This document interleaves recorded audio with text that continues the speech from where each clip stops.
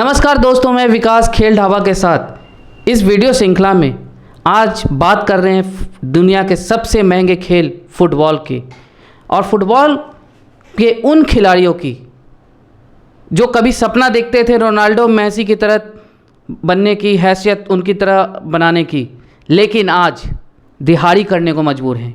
कोई कपड़ा बेच रहा है फुटपाथ पे, तो कोई जूते की दुकान में जूतों पे पड़ी डस्ट को साफ कर रहा। और ये ऐसे वैसे भी खिलाड़ी नहीं, राष्ट्रीय स्तर के हों या जिला स्तर के, कई पदकों से बिहार को गौरवान्वित कर चुके हैं।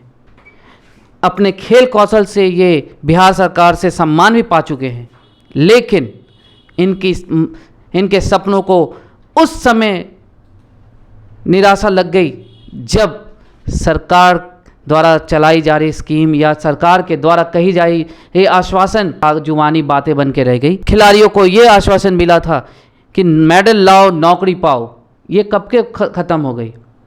सूची भी 4 साल के बाद खिलाड़ियों की निकली, लेकिन उन सूची में इन खिलाड़ियों का नाम नहीं। लेकिन परिवार तो चलाना था, पेट तो पालना था, खेल को जिंदा रखना था। ऐसे में वो खिलाड़ी आज अपने घर को चलाने के लिए, अपने बाल बच्चों को भी पालने के लिए दिहाड़ी कर रहे हैं। कोई 150 रुपये में दिन भर में बेचकर, कपड़ा बेचकर फुटपाथ पे कमा रहा, तो कोई जूता बेचकर, जूता की दुकान में काम करके 3000 रुपये की मासिक इस पे काम कर रहा। इनका इतना ही नहीं कहना, उनका अभी भी यही कहना, आज सरकार सिर्फ भरोसा कर ले, हमारे मेडल के एवज में हमें नौकरी दे दे, ताकि हम अपने को भी संवार सके और आने वाले खेल नस्ल को भी संवार सके। क्योंकि आज ऐसे हालात को देख के हम किसी को फुटबॉल खेलने के लिए नहीं कह सकते। हम भी अपने घर परिवार के लोगों को देख के खेलने आए थे। आपको बता दें, इन में से एक खिलाड़ी है बाबर, जो फुटपाथ पर, पटना जंक्शन पे फुटपाथ पे कपड़ा की दुकान की रेहड़ी लगाता है और दिन भर में 150 रुपये कमाकर 5 जनों का पेट पाल रहा।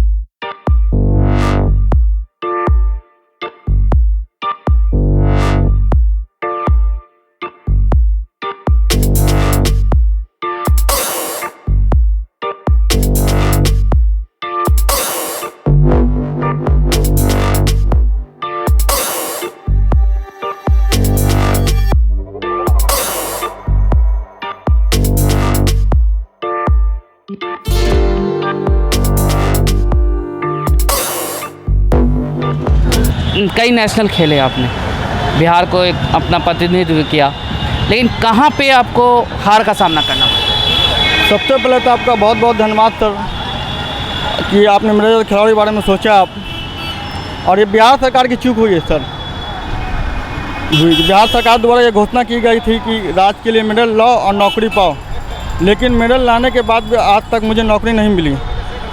मेडल लाने के बाद जब मैंने सचिवालय में नौकरी के लिए आवेदन दिया, तो एक एकड़ मेरा आवेदन रिजेक्ट कर दिया गया कि लगातार 3 साल जो सीनियर नेशनल खेलेंगे उन्हीं को नौकरी दिया जाएगा, और मेडल वालों को बाहर कर दिया गया सर। विभाग की तरफ से कोई लड़ाई नहीं लड़ी, कोई सपोर्ट नहीं मिला? ना, विभाग से कोई सपोर्ट नहीं मिला सर। विभाग के जॉब के लिए कोई सपोर्ट नहीं। तो अच्छा, ये आप कितने दिनों से कपड़े का बेचने का फुटपाथ पे शुरू कर दिए? ये हम सर कर दिए सर 2012 के बाद सर। ऐसी क्या समस्या आई कि आपको कपड़े बेचने पड़ रहे हैं? आप खेल को जारी रखने के लिए अभी जारी है या खेल जारी है सर? खेल जारी है। जब भी हमें टाइम मौका मिलता है तो प्रैक्टिस करने जाते हैं सर। टाइम निकाल के प्रैक्टिस करने जाते हैं सर। प्रैक्टिस जारी? जी सर। कपड़ा बेचने की क्या ये ज़रूरत है? मेरे फादर का सर देहांत हो गया, उसी कारण हमको ये कपड़ा बेचना पड़ा। तो अभी कितने परिवारों की जिम्मेदारी आपके कंधों पर? हम सर 2 भाई 2 बहन हैं सर। सबसे बड़े लड़का घर के हम ही हैं। इसकी वजह से? जी, इसी वजह से। तो बिहार सरकार के पास जब गुहार लगाई नौकरी के लिए, तो वहाँ से क्या आश्वासन मिला? आश्वासन तो सर कुछ नहीं मिला सर। नीतीश कुमार निकाले थे, माननीय नीतीश कुमार ने मेडल लाओ नौकरी पाओ, मेडल लाओ और नौकरी पाओ, मगर कुछ उनके सचिवालय के जो स्पोर्ट्स के अधिकारी से मिस्टेक होने के कारण हम लोग फुटपाथ पे आ गए। कुछ सर्टिफिकेट वगैरह जिसमें मुख्य ऐसी ट्रॉफीज़ वगैरह या कुछ वैसे खेल के दौर जो आप आज आपके ही साथ खेले और वो कहीं ना कहीं वेल मतलब सेट हैं, नौकरी कर रहे हैं? हाँ सर, मेरे साथ के लड़के लोग तो नौकरी कर रहे सर, और मैंने मेडल लाया सर। मेडल के लिए कुछ नहीं सरकार ने किया। और बिहार तो अपना खेलते हुए सर सब जूनियर नेशनल में सर मैंने ये गोल्ड जीता सर। और अंडर 21 जिसको जूनियर नेशनल बोलते हैं जिसको जूनियर नेशनल बोलते हैं सर, इसके लिए मैं बिहार के लिए तीसरा स्थान मतलब ब्रॉन्ज मेडल भी जीता सर। तो सरकार का कोई ध्यान नहीं है सर। सरकार का कोई ध्यान नहीं। हाँ। अच्छा, अभी कोरोना में तो बंद थी पूरी तरह से, जब लॉकडाउन हुआ 2-1.5 सालों से, तो जीविकोपार्जन का कैसा माध्यम क्या बनाया? माध्यम सर वही है सर, भुखमरी का आलम हो गया है सर, कोई पूछने वाला नहीं है। कोई पूछने वाला नहीं मिला, कोई पूछने वाला मतलब नहीं। घर चलाने के लिए भी लोगों के ही इसमें रमो करम पे रहना पड़ा। हाँ सर। तो अब आगे के क्या ये है, क्या सरकार से आप हमारे कैमरे हमारे चैनल के माध्यम से क्या सरकार तक अपना चैनल- या खिलाड़ी या एसोसिएशन को क्या कहना चाहिए? नीतीश कुमार का सर सपना था कि मेडल और नौकरी पाओ सर। 2015 में सर इसका वैकेंसी भी आया था सर, और 5 साल बाद नियुक्ति भी कही गई थी, मगर हम लोग का सर नाम नहीं आया इसमें।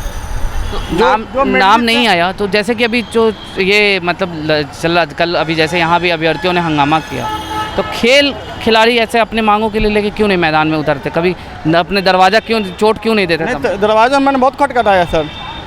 लेकिन मैं खेल मंत्री के पास गया सर, जो इनके बिहार स्पोर्ट्स के जो ये हैं सचिवालय के जो स्पोर्ट्स के अधिकारी, मैं उनके पास भी गया सर, मगर कोई फ़ायदा नहीं हुआ सर। कोई फ़ायदा नहीं हुआ। कोई फ़ायदा नहीं हुआ। तो अब जो अच्छा प्रतिदिन अब कितने का अभी ये कपड़े से माध्यम से कितना कमाई हो जाता है? 150-200 रुपया हो इनकम हो जाता सर। 150-200 रुपये से। हाँ, तो 150-200 रुपये में घर चलाना बहुत मुश्किल सर, घर चलाना बहुत मुश्किल है सर। किराया का मकान है सर। अच्छा, एक खिलाड़ी को अपना खेल जारी रखने के लिए कम से कम प्रति माह कितना का खर्च पड़ जाता है?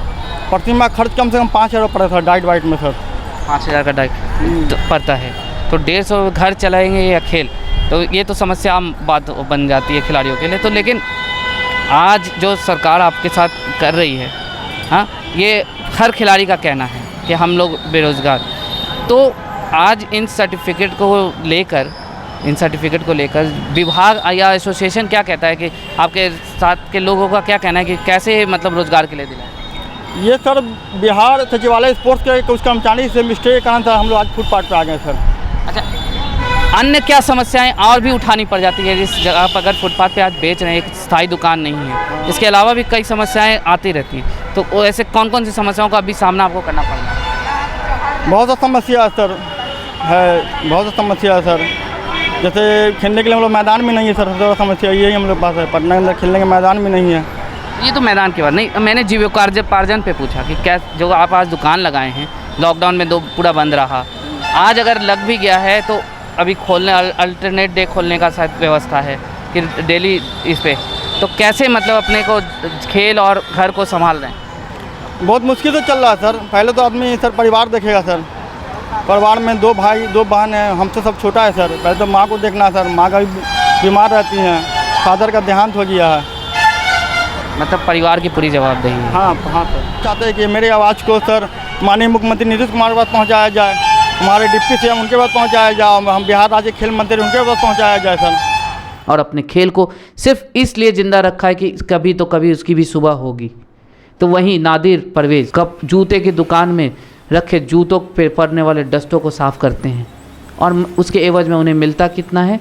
तो 3,000 रुपये।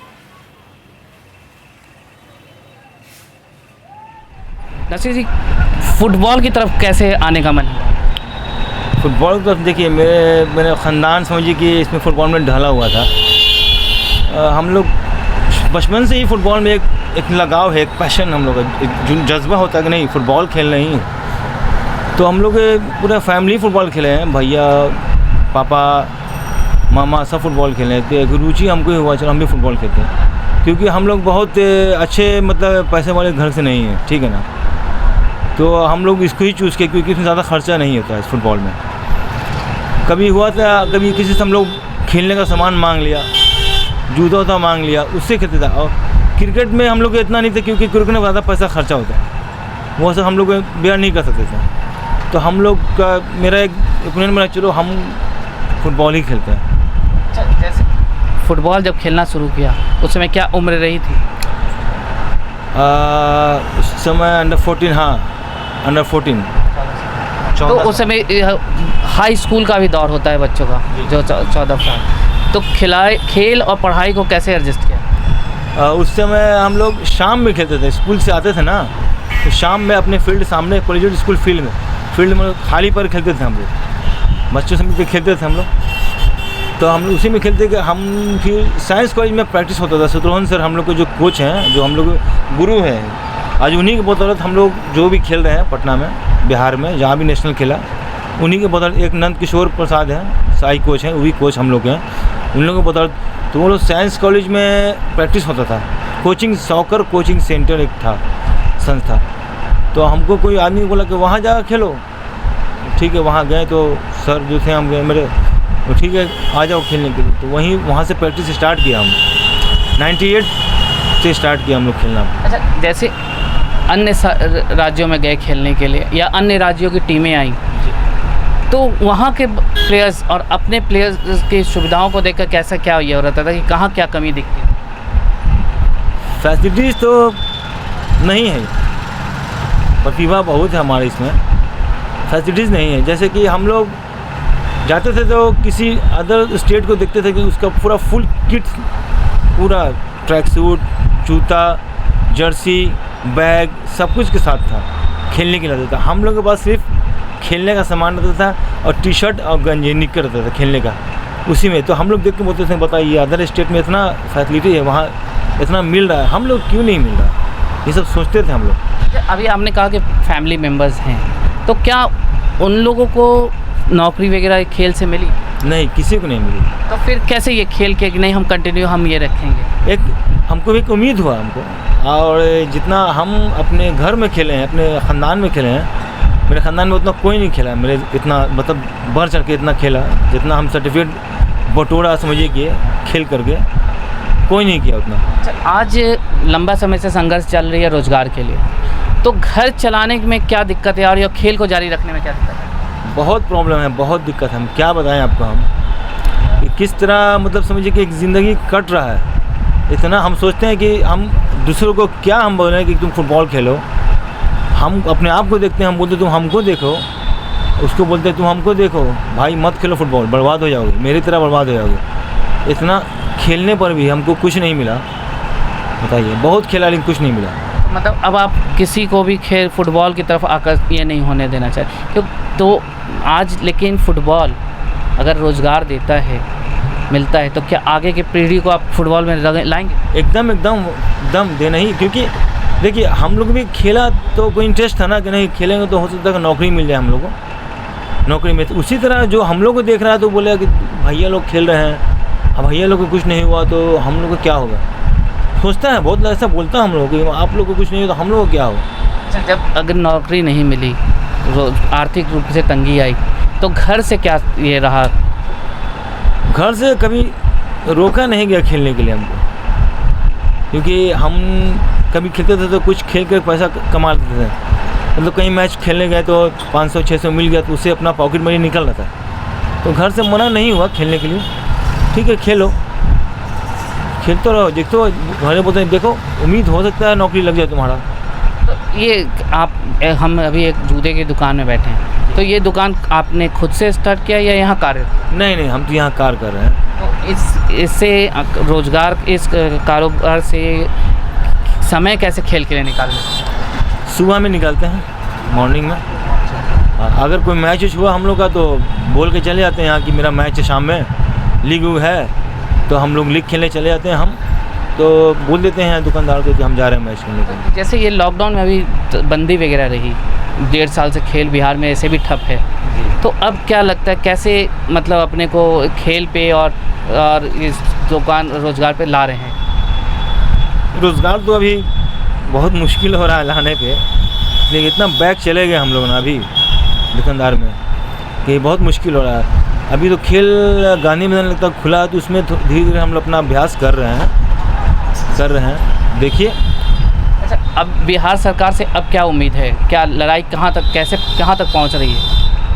क्या लड़ाई करें बिहार सरकार से? बिहार सरकार बस यही हम विनती करते हैं कि जो बचा कुचा टाइम है दे दें नौकरी हम लोग, और क्या मतलब एक प्रोत्साहन हम लोग, सम्मान दे दें हम लोग को। इतना खेलने के बाद भी हम लोग को एक सम्मान होता है ना कि इतना खेले हैं आप, तो आपको हम सरकार सम्मान दे रहा है, सम्मान देकर एक नौकरी दे रहा है, वो चाहते हैं एक सम्मान दे दें हम लोग को। इतना खेला तो अपने आप में लगेगा कि नहीं हम सफल हुए, अपने मकसद में सफल हुए हम खेला तो कुछ मिला हमको।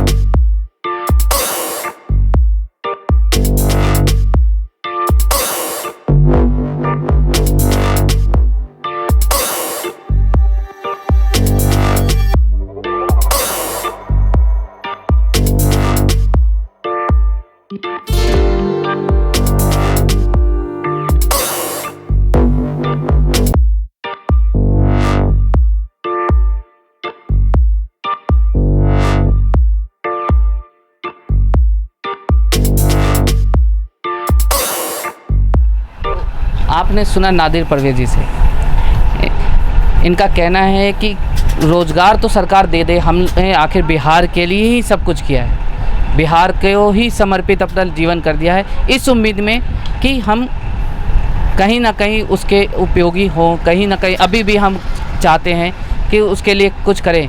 लेकिन अब जैसा हमारे साथ उसने व्यवहार, सौतेलापन वाला व्यवहार किया है, अब हम आगे वाले जनरेशन को भी ये नहीं कह सकते कि तुम फुटबॉल खेलो।